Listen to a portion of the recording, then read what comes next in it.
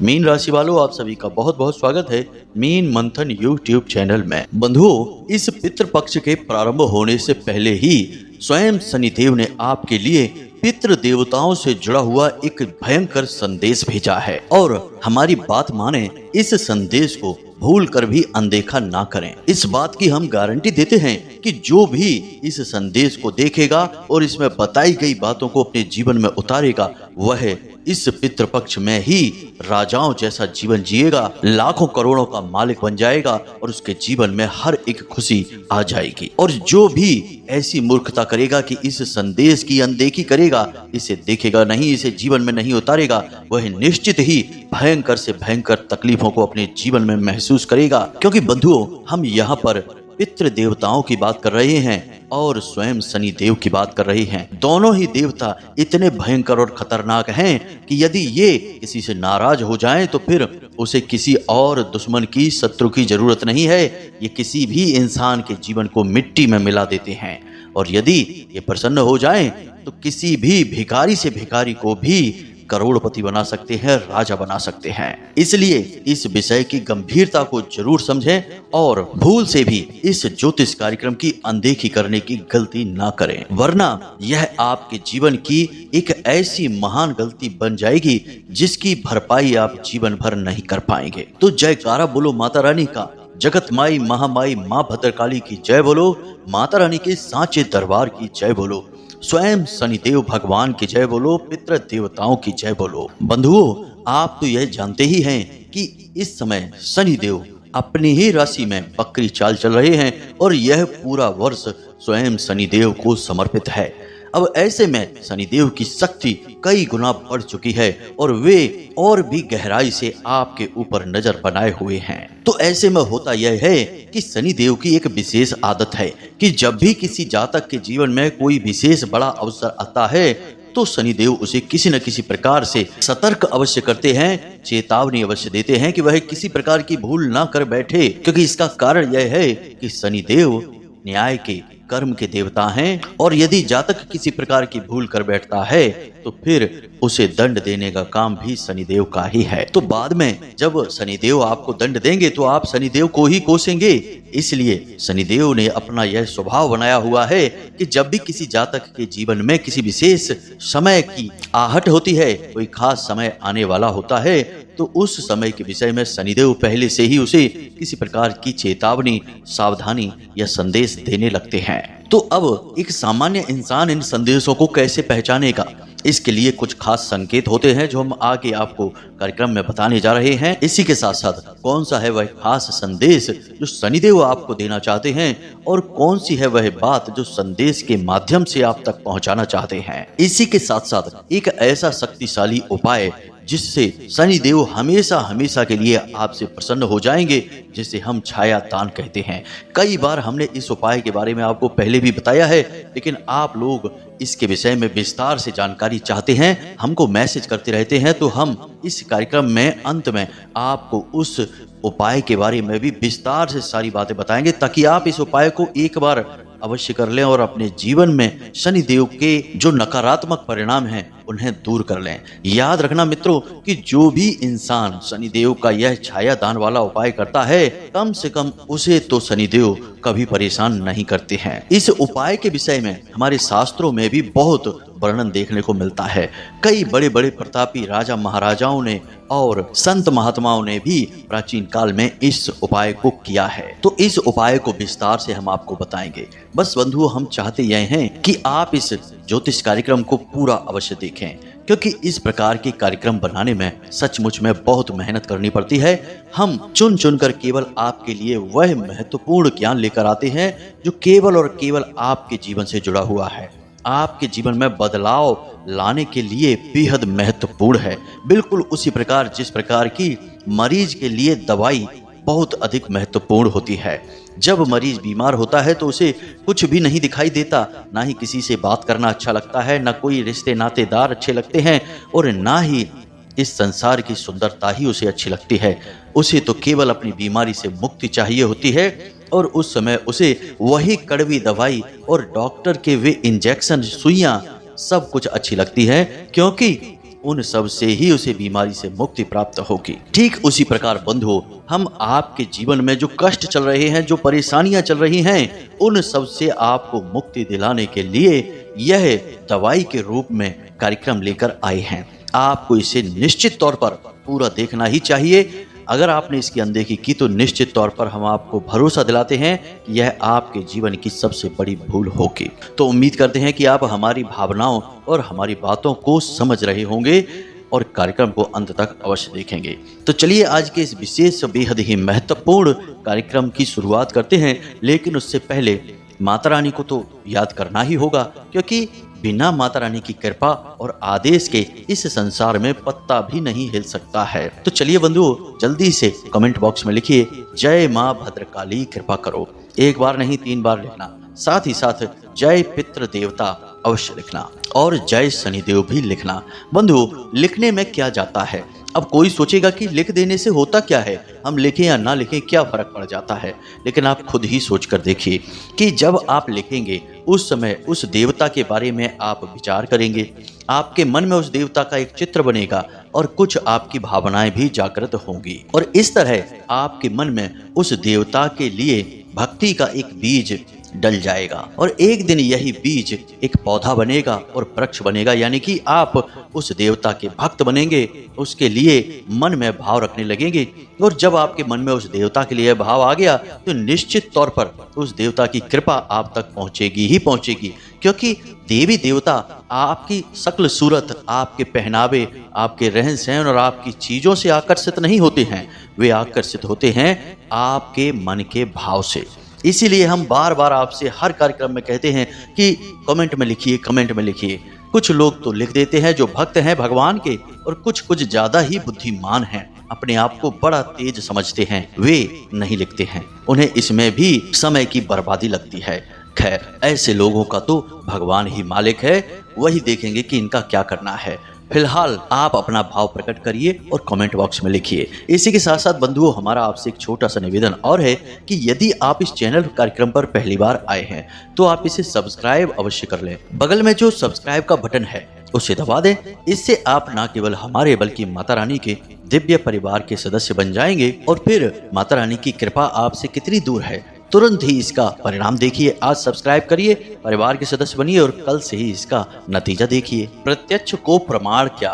तो चलिए बंधुओं, अब आगे बढ़ते हैं। बंधुओं, याद रखना, पितृ पक्ष का जो 16 दिन का समय होता है यह बेहद ही खास होता है। असल में देखा जाए तो यह आपके जीवन के उन सबसे महत्वपूर्ण समय में से होता है जिनमें आप दैवीय कृपा का सीधा अनुभव कर सकते हैं, देवी देवताओं से सीधे जुड़ सकते हैं, अपने पितृ पूर्वजों के आशीर्वाद से, उनकी कृपा से अपने हर एक कार्य, अपने हर एक मनोरथ को सिद्ध कर सकते हैं। कहने का मतलब यह है कि यह समय किसी संजीवनी बूटी से कम नहीं है, तो इसे यूं ही खाली हाथ नहीं जाने देना चाहिए। इस समय का आपको भरपूर प्रयोग करना चाहिए। तो वह आप कैसे करेंगे? सबसे बड़ी बात यह है कि इस पूरे 16 दिनों में आपके पितृ पूर्वज आपके ही साथ रहे हैं। यह भाव आपको हर वक्त अपने मन में याद रखना होगा। अब एक चीज और है कि कुछ शायद यह कह सकते हैं कि कैसे रह रहे हैं हम, कैसे माने, इस बात का प्रमाण क्या है? तो भाई, हमें उनसे बस यह कहना है कि प्रमाण आपकी अनुभूतियां होंगी। अब कैसे, जरा ध्यान से समझिए। जो लोग भगवान की भक्ति करते हैं, साधना करते हैं, पूजा पाठ करते हैं, उन लोगों को इस पितृ पक्ष के समय में अपने सपनों में अक्सर अपने पितृ पूर्वज दिखाई देते हैं। साथ ही साथ सांप भी दिखाई दे सकता है। सांप उस अवस्था में दिखाई देगा जब आपके ऊपर पितृ दोष लगा होगा। अगर आपको बार बार सांप के सपने आते हैं तो समझ जाइए कि आपके ऊपर पितृ दोष कार्य कर रहा है। इसी प्रकार उस इंसान को जो भगवान की भक्ति करता है, उसे अपने किसी ऐसे परिवारजन की याद आएगी जो इस संसार में अब नहीं है। उसके बारे में वह अक्सर भावुक हो जाया करेगा। उस इंसान के सामने अचानक कहीं से कोई गाय आ जाएगी, जी हाँ बंधुओं, या फिर कुत्ता आ जाएगा, और जब वह इंसान उसे कुछ खाने के लिए देगा तो वह खा पीकर वहां से चला जाएगा। इस पितृपक्ष में आपके साथ भी ऐसी ही कुछ घटनाएं घटने वाली हैं, जिससे कि आपको यह यकीन हो जाएगा कि आपके पितृ पूर्वज आपके साथ ही रह रहे हैं।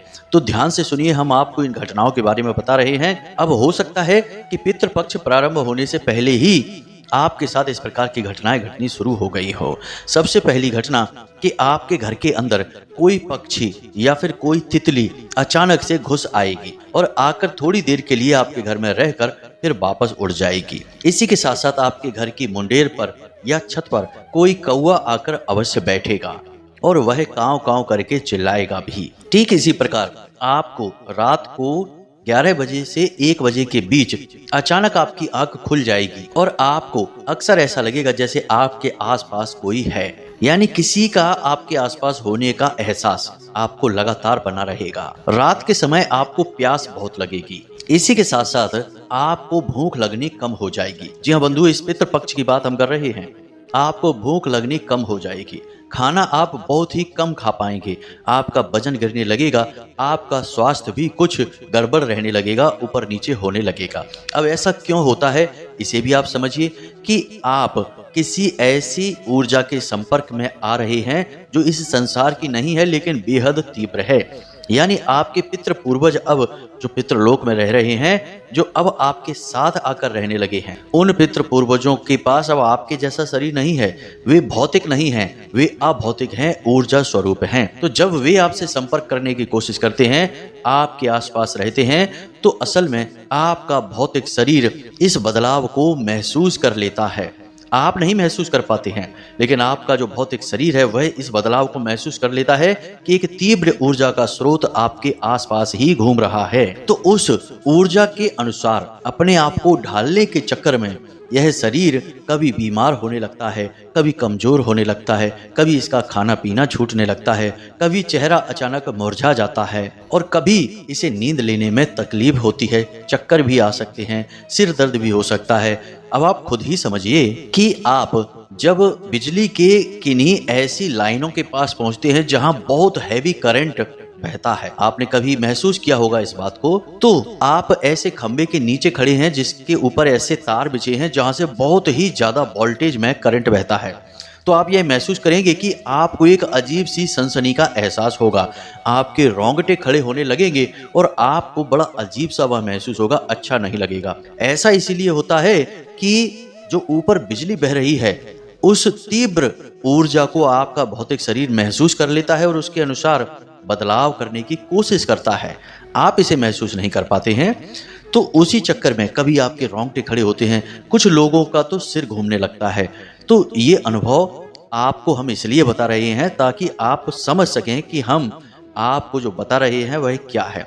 तो आपके जो पितृ पूर्वजों की ऊर्जाएं हैं वे तो उस बिजली के करंट से भी हजारों लाखों गुना अधिक शक्तिशाली हैं। अब शास्त्रों में तो यहाँ तक भी कहा गया है कि पितृपक्ष के दौरान सूर्य का जो प्रकाश होता है, जो पृथ्वी तक पहुंचता है, उस प्रकाश की हर एक एक किरण में पितृ देवताओं की ऊर्जा समाहित होती है। तो अब आप खुद ही अंदाजा लगाइए कि सूर्य से कितना प्रकाश निकलता है, कितनी ऊर्जा है सूर्य के इस प्रकाश में, और उस ऊर्जा के साथ पितृ देवताओं की ऊर्जा सम्मिलित रहती है। तो जब इतनी शक्तिशाली ऊर्जा आपके आसपास रहेगी तो पितृपक्ष के दौरान आपको इस प्रकार के अनुभव होंगे। अक्सर आपको ऐसा लगेगा जब आप अकेले होंगे तो आपके आसपास कोई है, कभी कभी तो कुछ लोगों को दिख भी जाता है कोई ना कोई, जरा सी एक परछाई दिखेगी, थोड़ी सी आहट सुनाई देगी, कुछ ऐसा जरूर लगेगा आपको कि हर वक्त कोई आपके साथ घूम रहा है। अब हो सकता है कि आपने अब तक इस तरह से कभी सोचा ही नहीं है, तो आपको इस तरीके के अनुभव हुए भी होंगे तो आपने उन्हें सामान्य अनुभव समझकर यूं ही जाने दिया, समझ ही नहीं पाए होंगे। क्योंकि अक्सर ऐसा होता है कि लोगों को हल्का बुखार चढ़ा रहता है, लोग सोचते हैं सामान्य सा बुखार है, लेकिन जब डॉक्टर चेकअप करने के बाद बताते हैं कि भाई आपको तो मलेरिया हो गया है, साथ में टाइफाइड भी है, तब समझ आता है कि अरे भाई हमें तो बड़ा भयंकर बीमारियां हो गई हैं, इनका तो पक्का इलाज लेना ही पड़ेगा। तो उसी प्रकार जब ये संकेत पहले कभी आपको मिले होंगे तो आप समझ ही नहीं पाए क्योंकि आपको किसी ने बताया ही नहीं, लेकिन अब हम आपको बता रहे हैं, आप जरूर इन बातों को नोटिस करना। पितृपक्ष के दौरान ये संकेत आपको निश्चित तौर पर देखने को मिलेंगे। लेकिन अब बात यहाँ पर यही आ जाती है कि जो लोग उल्टे सीधे कार्य करते रहते हैं, कोई शराब पीता है, जुआ खेलता है, उल्टे सीधे व्यसन करता है, अब उसे भला क्यों ऐसे संकेत दिखाई देंगे? ऊर्जाएं तो उसके पास जाएंगी ही नहीं, पितृ पूर्वज तो कभी भूलकर भी उसके पास नहीं जाएंगे, तो ऐसे व्यसनी और कुकर्मी के पास कभी कोई सकारात्मक ऊर्जा नहीं जाती, तो उसे कुछ भी महसूस नहीं होगा। यह महसूस केवल उसे होगा जो शुद्ध है, सकारात्मक है, भगवान की भक्ति करता है और सबके साथ प्रेम से रहता है। जी हाँ बंधुओं, तो ये सारे संकेत हमने आपको बताए हैं। अब ये संकेत आपको मिलने शुरू हुए हैं कि नहीं, आप हमें कमेंट करके अवश्य बताना। हमें पूरा भरोसा है कि आपको निश्चित तौर पर ये संकेत देखने को मिल रहे हैं। इसी के साथ साथ अब हम आपको बताते हैं कि शनिदेव आपको कौन सा संदेश दे रहे हैं, इसे आपको जानना बेहद आवश्यक है। तो अब ध्यान से सुनिए, शनिदेव का स्वभाव क्या है। शनिदेव का स्वभाव बहुत ही सरल है। प्रेमियों के साथ हद से ज्यादा प्रेम और दुष्ट और दुष्कर्मियों के साथ हद से ज्यादा क्रूर। जी हाँ बंधुओं, दोनों ही चीजें शनिदेव के पास हद से ज्यादा हैं। इसीलिए आपने यह देखा होगा कि शनिदेव यदि किसी के पीछे पड़ जाएं तो उसका जीना भी मुश्किल कर देते हैं। एक जातक से हमारी बात हो रही थी, तो असल में उनका ट्रक का बिजनेस था, यानी ट्रांसपोर्ट का बिजनेस था। तो उनके ऊपर जब शनिदेव के दुष्प्रभाव पड़ने शुरू हुए तो उनकी स्थिति तो इतनी खराब हो गई कि उनके पास 4-5 गाड़ियां थीं। हर दिन एक गाड़ी खराब होती थी, एक ठीक कराते तो दूसरी ठीक कराते तो तीसरी, इस तरह नंबर लगा ही रहता था।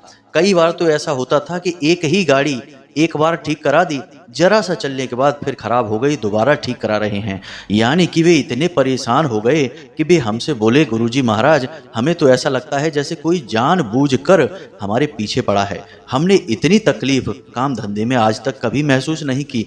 अब तो ऐसा लगता है जैसे कि कोई दीवार बनकर सामने खड़ा हो गया है, आगे बढ़ने ही नहीं दे रहा है।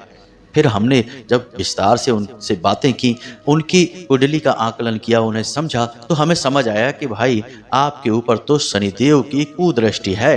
अब आपको कुछ जरूरी कार्य करने होंगे। हमने उन्हें छाया दान के विषय में बताया। उन्होंने 8 शनिवार छाया दान किया और आप यकीन नहीं मानेंगे कि जैसे उनके धंधे में रुकावटें आ रही थी, वैसे ही अब उनके काम धंधे में सरलता आ गई है। व्यापार भी आसानी से चलने लगा है। अब ये सारी चीजें काम कैसे करती हैं, इसके लिए हम आपको लिखित में तो प्रमाण नहीं देंगे, क्योंकि हर बात को लिखित में मांगने वाले मूर्ख होते हैं। उन्हें हर बात पर शक होता है। ऐसे शक की और बहमी से हम कोई बात नहीं करना चाहते हैं, लेकिन हम आपसे कह रहे हैं कि ये उपाय काम करते हैं और इनके प्रमाण हमारे पास हैं। अगर आपको इन उपायों की शक्ति जाननी है तो करके देख लीजिए। जब आप करेंगे तो आप खुद ही जान जाएंगे। मानने से बेहतर है जान जाना। तो कर लीजिए, खुले हैं हम तो आपको सारी चीजें बता ही रहे हैं। आप इन उपाय को एक बार करके अवश्य देखना। शनिदेव की जो भी नकारात्मक प्रभाव आपके ऊपर हैं वे अपने आप हट जाएंगे। स्वयं शनिदेव हटाएंगे उन उपायों को।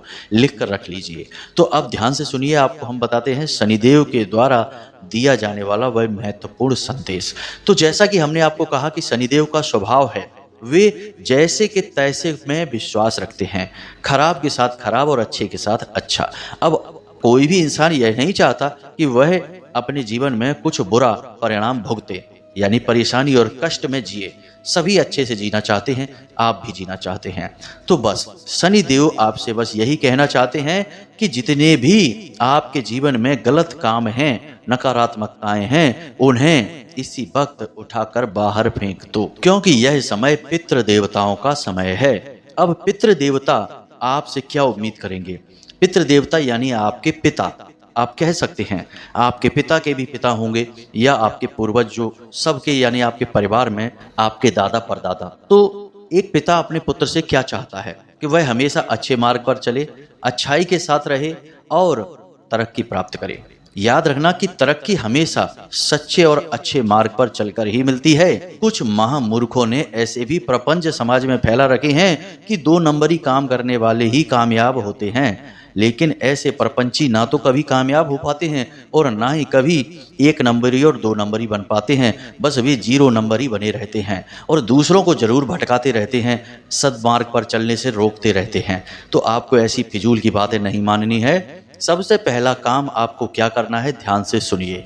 आपके घर में यदि कोई नकारात्मक वस्तु है, जो कि अक्सर बहुत सारे लोगों के घर में होती है, जैसे कि शराब। अगर आपके घर में किसी भी प्रकार की शराब रखी हुई है तो उसे पितृपक्ष से पहले ही उठाकर बाहर फेंक दीजिए। इसी प्रकार नशे का कोई भी सामान आपके घर में यदि रखा हुआ है, उसे तुरंत उठाकर बाहर फेंक दीजिए। दूसरा, आपके घर में यदि कोई टूटे फूटे बर्तन हैं आपके रसोई घर में, ध्यान से देखिए। कभी कभी ऐसा होता है कि गिलास स्टील का थोड़ा सा चटक जाता है, कप थोड़ा सा टूट जाता है, या फिर कोई बर्तन जो बहुत पुराना हो गया है उसमें छोटे छोटे छेद हो जाते हैं।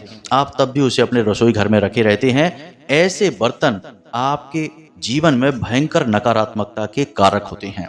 अब ये बर्तन कहाँ रखे हैं? आपके रसोई घर में। और हम आपको पहले ही कई कार्यक्रमों में बता चुके हैं कि आपका जो रसोई घर है वह आपके घर के मंदिर से कम नहीं है, उतनी ही उसकी भी महत्ता है, क्योंकि वहां पर कई देवी देवताओं का वास हो रहा है। माता अन्नपूर्णा का वास है, भगवान धन्वंतरी का वास है, पितृ देवताओं का वास है, माता लक्ष्मी का वास है, कई देवी देवताओं का वास तो आपके घर की रसोई घर में ही है। तो वहां पर आपको ऐसी नकारात्मक चीजें यदि अब तक आपने रख रखी हैं तो उन्हें अब हटाकर बाहर फेंक देना है, घर में कहीं मत रखना। तीसरा, आपके घर की छत पर यदि गंदगी पड़ी रहती है, कबाड़ का सामान पड़ा रहता है, टूटा फूटा जंग खाया हुआ लोहा पड़ा रहता है, तो आपको उसे हटा देना है, छत को साफ कर देना है। याद रखना कि आपके घर की जो छत है वह असल में राहु है, और राहु आप स्वयं अपने हाथों से खराब कर बैठेंगे। और जब आपका राहु खराब होगा तो आपका मन मस्तिष्क भ्रमित हो जाएगा, आप जानबूझकर ऐसे काम करने लगेंगे जिससे आपके पितृ देवता नाराज हो जाएंगे। जैसे कि पितृपक्ष में ही आप शराब पी सकते हैं, मांस आदि का सेवन कर सकते हैं, जुआ भी खेल सकते हैं। यानी राहु तो राहु है, कुछ भी करवा सकता है, आपसे किसी भी हद तक की गलती करवा सकता है जिसकी भरपाई नहीं होगी। तो आपको यह गलती नहीं करनी है, वहां से सामान जो भी कबाड़ का है उसे हटा देना है। इसी के साथ साथ आपको एक छोटा सा कार्य और करना है जो पूरे पितृपक्ष चलता रहेगा। आज आप इस कार्यक्रम को सुन रहे हैं तो आज से ही इस कार्य को करना शुरू कर दें या कल से शुरू करें। कार्य क्या है, ध्यान से सुनिए। एक दीपक सरसों के तेल का, मिट्टी का दीपक होना चाहिए। वह आपको पूरे पितृपक्ष में अपने घर के नैऋत्य कोण में जलाना है। अब नैऋत्य कोण क्या है इसे ध्यान से समझिए और इसकी ठीक लोकेशन को भी जानना आवश्यक है। किसी अन्य दिशा में आप इस दीपक को जला देंगे तो इसके नकारात्मक परिणाम भी आपको मिलेंगे। तो कैसे जानना है? तो आपके घर में जो 4 दिशाएं हैं, पूर्व, पश्चिम, उत्तर, दक्षिण, इसमें आपको क्या करना है कि आपकी जो पश्चिम दिशा है और दक्षिण दिशा है, अब दक्षिण दिशा से पश्चिम दिशा की ओर चलिए। तो इसमें जैसे ही आप थोड़ा सा झुकेंगे पश्चिम दिशा की ओर, उसे ही नैऋत्य कोण कहा जाएगा। वैसे ठीक नैऋत्य कोण तो दक्षिण और पश्चिम के बीचों बीच का जो कोण होता है, कोना होता है, उसे कहा जाता है। लेकिन आपको उससे थोड़ा पहले ही, कुछ डिग्री पहले ही रुक जाना है। वही है आपके पितृ पूर्वजों का स्थान, उसे पितरों की दिशा भी कहा जाता है। तो आपको सरसों के तेल का मिट्टी का एक दीपक वहां प्रतिदिन शाम के समय जलाना है। दीपक में 2 बाती होनी चाहिए। इस दीपक को अपने पितरों के नाम से आप प्रतिदिन जलाएं। इसी के साथ साथ आपके घर की जो रसोई है, रसोई में पानी का कोई बर्तन तो होगा ही, जैसे कि मिट्टी का घड़ा होगा या फिर स्टील का कोई बर्तन होगा जिसमें से पूरा घर पानी लेकर पीता है। यदि कुछ नहीं है तो फिल्टर तो होगा ही। तो आपको क्या करना है कि पानी का जो बर्तन है उस बर्तन के ऊपर एक कटोरी में थोड़ा सा आटा रखना है और उस आटे के ऊपर आपको मिट्टी का एक दीपक रखना है और उसमें गाय का घी डालना है और 1 बाती का एक दीपक जलाना है। जी हाँ बंधुओं, यह दीपक भी पितृ देवताओं के नाम से ही होगा। दोनों ही स्थानों पर पितृ देवताओं की ऊर्जा रहती है। इन 2 दीपकों को आपको जलाने से आपको जबरदस्त लाभ प्राप्त होंगे। पितृ देवता जैसे ही आगमन करेंगे आपके घर में, तुरंत आपसे प्रसन्न हो जाएंगे और आपको आशीर्वाद देने लगेंगे। अब खाली यही नहीं होता कि हमने साल भर में एक दिन बस श्राद्ध खिला दिया, कन्या को खिला दी, ब्राह्मणों को खिला दिया और हमारा श्राद्ध कर्म पूरा हो गया, अब पितृ हमसे खुश हो जाएंगे। नहीं भाई, ऐसा नहीं होता है। पितृ हर वक्त आपको देख रहे हैं तो आपको हर वक्त उन्हें प्रसन्न करने की कोशिश करनी चाहिए, तभी तो उन्हें भी ऊर्जा प्राप्त होगी और आपका जीवन भी सुंदर होगा, क्योंकि वे आपको आशीर्वाद देंगे। तो ये सारे कार्य आपको करने हैं और क्या नहीं करना है हमने यह भी बता दिया है। अब हम आपको बता रहे हैं शनि देव को हमेशा के लिए प्रसन्न करने वाला छाया दान वाला उपाय। ध्यान से समझिए। शनिवार के दिन आपको शनि देव के मंदिर में जाना है। 2 दीपक आपको लेकर जाने हैं। एक दीपक मिट्टी का होगा छोटा सा और दूसरा भी मिट्टी का ही दीपक है लेकिन वह बड़ा होगा। तो सरसों का तेल भी आपको साथ ले जाना है और रुई की बाती भी घर से बनाकर ले जानी है। अब जब आप घर से बाहर निकलें तो किसी को बताएं ना कि आप कहाँ जा रहे हैं, क्या करने जा रही हैं। घर से बाहर निकलने का समय आपका होगा रात्रि को 9 बजे के आसपास। शनिवार के दिन ही आप इस कार्य को करेंगे, याद रखना। और आप पहले शनिवार को जब मंदिर जाएं इस उपाय को करने के लिए, तो ऐसी अपनी चप्पलें पहनकर या जूते पहनकर जाएं जो थोड़े से पुराने हो गए हों, टूटे फटे हों, क्योंकि आपको उन्हें वहीं छोड़कर आना है। तो आप ध्यान से समझें सारे उपाय को। आप मंदिर पहुंचेंगे, शनिदेव के मंदिर में जाएंगे। याद रखें कि शनिदेव का यदि शिला स्वरूप मौजूद है तो सर्वोत्तम है। यदि शनिदेव के मंदिर में मूर्ति है तो उस मूर्ति की आंखों से आंखें ना मिलाएं, नीचे ही अपनी नज़रें रखें। शनिदेव के दर्शन करने की कोशिश ना करें। शनिदेव के दर्शन करने से आपको कोई लाभ प्राप्त नहीं होगा, आपका नुकसान ही हो जाएगा, क्योंकि शनिदेव की दृष्टि हमेशा बकरी होती है।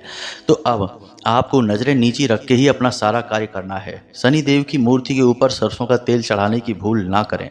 बहुत से लोग इस मूर्खता को करते रहते हैं और दंड भोगते रहते हैं। सरसों के तेल से शनिदेव को नहलाने से कोई लाभ नहीं है। वह तो शिला स्वरूप के लिए बना नियम है, लेकिन मूर्ति स्वरूप में ऐसा नहीं किया जाता, इससे दोष लगता है। अब आपको क्या करना है, ध्यान से सुनिए। पहला दीपक छोटा वाला आपको सरसों का तेल का शनिदेव के सामने जलाना है और वहीं पर बैठकर आपको ओम सम शनिश्चराय नमः इस मंत्र का जाप करना है। आपको जाप इतना करना है कि कम से कम 21 मंत्रोच्चारण तो हो ही जाएं। उससे अधिक भी हो जाएंगे तो कोई समस्या नहीं है। इसके बाद आपने जो बड़ा दीपक लेकर आए हैं घर से मिट्टी का, उस दीपक को शनिदेव के सामने रखना है और उस दीपक को पूरा सरसों के तेल से भर देना है। अब पूरा जब वो भर जाएगा तो फिर आपको झांक कर अपनी अक्ष को उस दीपक में देखना है और उसके बाद उस दीपक को शनिदेव की तरफ थोड़ा सा खिसका देना है और शनिदेव से कहना है कि हे भगवान, हमने अपनी छाया आपको दान की है। अब हम चाहते हैं कि आप हमारी सहायता करें और हमारे जीवन से सारे कष्ट समाप्त कर दें। याद रखना कि शनिदेव की माता का नाम भी छाया देवी है, इसलिए शनिदेव को छाया दान अत्यंत प्रिय है। तो आपने इसे छाया दान की प्रक्रिया के तौर पर कर दिया। अब शनिदेव की मूर्ति के फेरे भी नहीं लगाए जाते हैं, आपको नहीं लगाना है। शनिदेव के मंदिर के जाने के बहुत ही खास नियम है जो बहुत कम लोगों को पता है। याद रखना कि शनिदेव कोई सामान्य देवता नहीं है, इसीलिए उन्हें कभी घर में भी नहीं रखा जाता है, ना ही उनकी फोटो, ना ही उनकी मूर्ति। तो जब देवता सामान्य नहीं है तो उनके पूजा पाठ के नियम सामान्य कैसे हो जाएंगे? लोग समझते नहीं हैं, बस यूं ही अंधों की तरह उनकी पूजा किए जा रहे हैं और पुण्य की जगह पाप अपने ऊपर लादे जा रहे हैं। तो आपको अब कुछ भी नहीं करना है, सीधे वहां से खड़े होना है, सिर झुकाकर रखना है, कंधे नीचे रखने हैं, हाथ अपने पीठ की ओर यानी पीछे रखने हैं और उसके बाद उन्हीं पैरों से उल्टे वापस लौटना है। शनिदेव को अपनी पीठ नहीं दिखानी है। जो भी जूते चप्पल आप पहन कर आए हैं उन्हें शनिदेव के मंदिर के बाहर ही छोड़कर सीधे वापस नंगे पैर घर आ जाना है। घर आते समय ध्यान रखें कि किसी से कोई बात न करें, एक भी शब्द किसी से ना बोलें। कोई आपको बुलाए भी तो आप उसे जवाब ना दें और पीछे मुड़कर ना देखें भूल कर भी। सीधे घर आकर अपने घर में प्रवेश करके अपने हाथ मुंह पैर धोएं और उसके बाद ही अपने कमरे में जाएं, अपने कार्यों में लगें। यही है छायादान। आपको कम से कम 8 शनिवार यह छायादान करना चाहिए। अब कुछ लोग कहते हैं कि गुरुजी हम लगातार सभी दिनों में छायादान कर दे तो कैसा रहे? अरे भाई, जिसका जो दिन है, जो नियम है, जो समय है, वह तो मानना पड़ेगा। हम अपनी मन मर्जी से कुछ भी नहीं कर सकते। तो छायादान का दिन शनिवार ही होता है। 8 शनिवार आप इस कार्य को करके देखिए, जीवन ना बदल जाए तो फिर कहना। जी हाँ बंधु, हम गारंटी देते हैं आपको, क्योंकि जितने भी आज के समय में जीवन में लोगों के दोष हैं उनमें बहुत सारे दोष तो शनिदेव के क्रोध की वजह से उत्पन्न हो रहे हैं। तो उम्मीद करते हैं कि जो बातें हमने आपको बताई हैं वे आपको अच्छी तरह से समझ में आ गई होंगी। अब आप इन बातों का प्रयोग करिए और अपने जीवन को बदल डालिए। यदि कोई प्रश्न आपके मन में उठे तो आप हमसे कमेंट करके पूछ सकते हैं या फिर डिस्क्रिप्शन में दिए गए व्हाट्सएप नंबर पर मैसेज करके भी पूछ सकते हैं। इसी के साथ साथ आज की इस वीडियो को विराम देते हैं। हमेशा हंसते रहिए, मुस्कुराते रहिए, सकारात्मक रहिए और दिन में एक बार मंदिर अवश्य हो आइए, वहीं से आपका उद्धार होगा। मिलते हैं अगले ज्ञानवर्धक कार्यक्रम में। प्रेम से बोलिए जय माई की, जय मां भद्रकाली, जय पितृदेवता, जय शनिदेव। धन्यवाद।